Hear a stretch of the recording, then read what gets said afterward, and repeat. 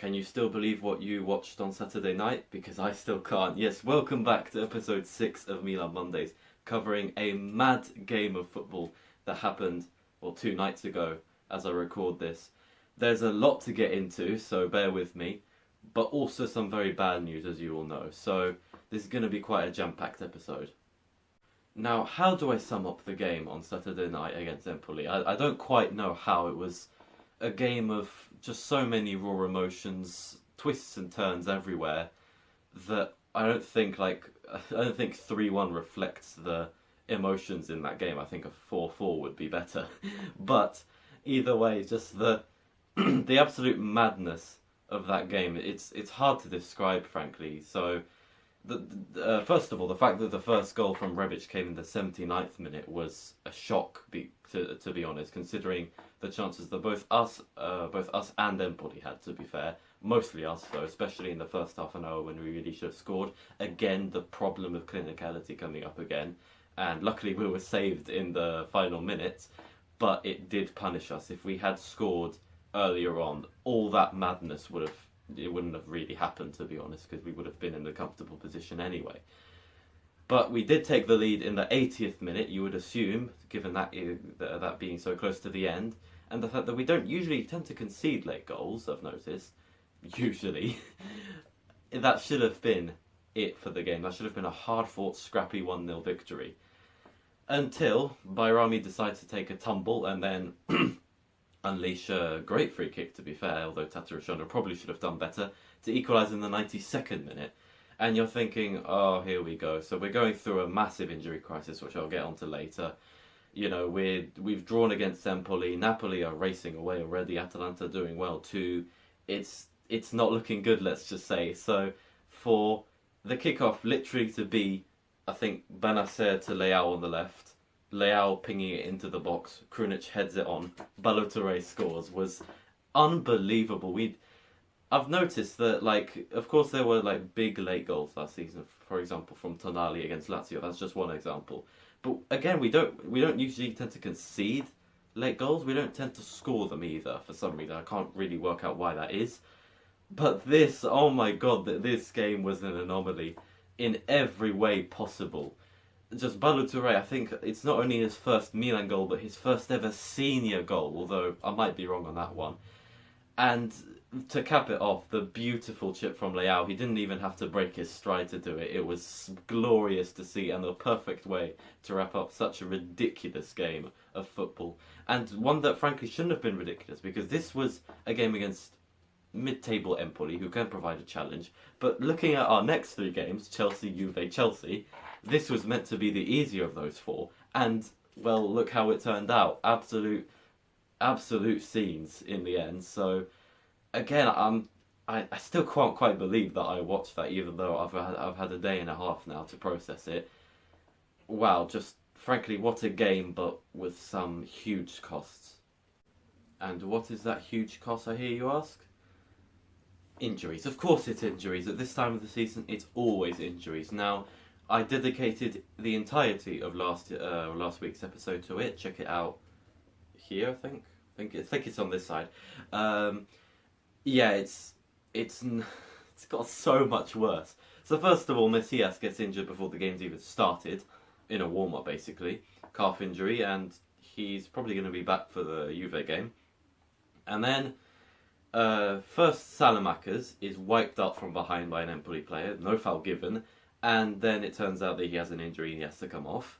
And he's out until he's in doubt for the World Cup, so I think it's around a month or 2 injury, so yeah, not good. Then you have Calabria, who just 5 minutes after Salamakers' injury pulls his hamstring, he has a bad hamstring. I'm not a doctor. Either way, he gets a serious injury in his hamstring, and he also has to come off on a stretcher, and his 2022 is over. Good, he's not missing a World Cup, I guess. And last but not least, Kier suffers a problem with his knee again, although it's only minor. He should again be back for maybe the Juve game or maybe a game after that. I'm not quite sure. So, summary, it's awful. It's absolutely awful. I saw an article today that Milan only have 15 active players on their entire UEFA squad list. So for that next game tomorrow against Chelsea, we have 11 players on the pitch and 4 subs, including the goalkeeper. So the maximum number of subs you can make is 5. So obviously Chelsea have that capability. We can only make a minimum of 3 tactical subs. 3. I mean, that used to be the norm, but even then that would be ridiculous because we would basically have no choice about who to bring on. It's totally on. I cannot. This is another thing I can't get my head around. Like, what? How has it come this? How has it like become this bad? As I said, I dedicated the entirety of last week's episode to it because it was just so strange that all these injuries were coming at once during the international break, and we've got 4, including Macias, in one game. 4, and now we have 9 players out for that Chelsea game. Listen, even before the 4 injuries on Saturday.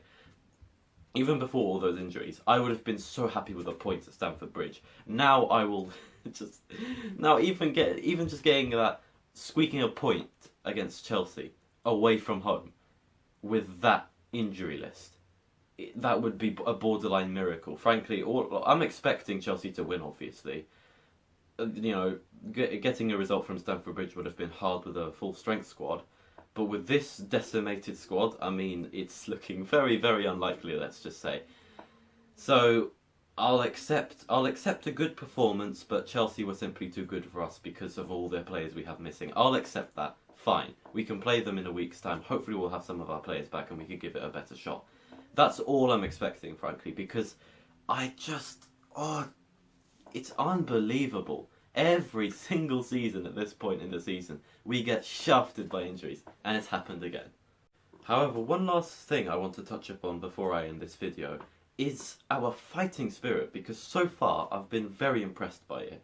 Notice how in a lot of games this season we've been the first to concede, which in itself is a bad thing, obviously, and I've discussed the fact that our defence has been significantly worse so far this season in previous episodes.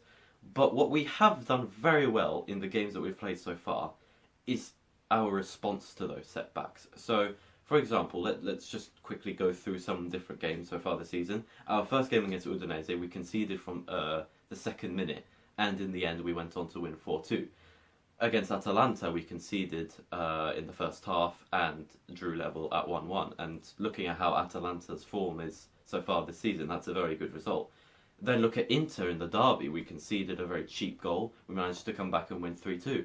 Even against Napoli, we lost that game in the end. But if it wasn't for Kalulu inexplicably missing that chance 5 minutes from the end, we would have salvaged a point from that, and that would be another example of this. I have been impressed so far by how we've responded to these sorts of setbacks. It doesn't mean that I am less annoyed about the defense, our defensive performances. It would be good if we were not to concede in the first place. But it's good that even if we do have these issues in defence, that we are able to respond to these. And even in extraordinary situations where we've had so many injuries in a game and we concede in the 92nd minute, to be able to win 3-1 from that position is incredible. And I think it's a testament to how strongly bonded our team is. I think that's how far that we've come. Our spirit is so much that we can concede a sucker punch goal that late on in a game and still go on to win it 3-1. Still have multiple players running into the box even when there's next to no hope of scoring. That's what happened for Ballo Torre's goal, and it paid off massively. So if we can keep up this aggression and fighting spirit and refusal to simply give up on a game, even with our defensive issues, which we definitely need to improve, it's a good sign to see that in many ways that's a mark of champions, to recover from setbacks and to show that you're never out.